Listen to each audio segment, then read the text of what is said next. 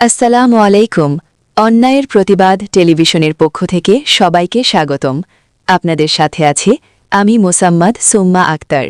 কুমিল্লা থেকে মোহাম্মদ সাইফুল ইসলাম নিজস্ব প্রতিনিধি জানিয়েছেন, ঢাকা-চট্টগ্রাম মহাসড়কে ভয়াবহ দুর্ঘটনা।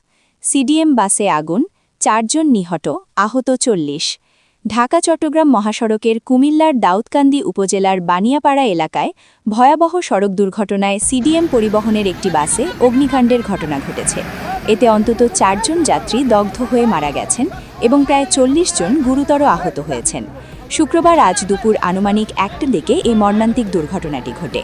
প্রত্যক্ষদর্শীরা জানান, চলন্ত অবস্থায় হঠাৎ বাসটিতে আগুন ধরে যায়। মুহূর্তের মধ্যেই আগুন ছড়িয়ে পড়লে বাসের ভেতরে আতঙ্ক সৃষ্টি হয়।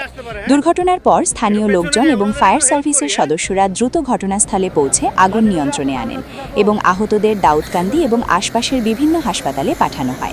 আহতদের অনেকের অবস্থা আশঙ্কাজনক বলে চিকিৎসকরা জানিয়েছেন। নিহতদের পরিচয় এখনও নিশ্চিত করা যায়নি। দুর্ঘটনার সঠিক কারণ জানতে পুলিশ এবং সংশ্লিষ্ট কর্তৃপক্ষ তদন্ত শুরু করেছে। এই ঘটনায় ঢাকা-চট্টগ্রাম মহাসড়কে কিছু সময় যান চলাচল ব্যাহত হয়। দুর্ঘটনাটি এলাকায় শোকের ছায়া নেমে এসেছে।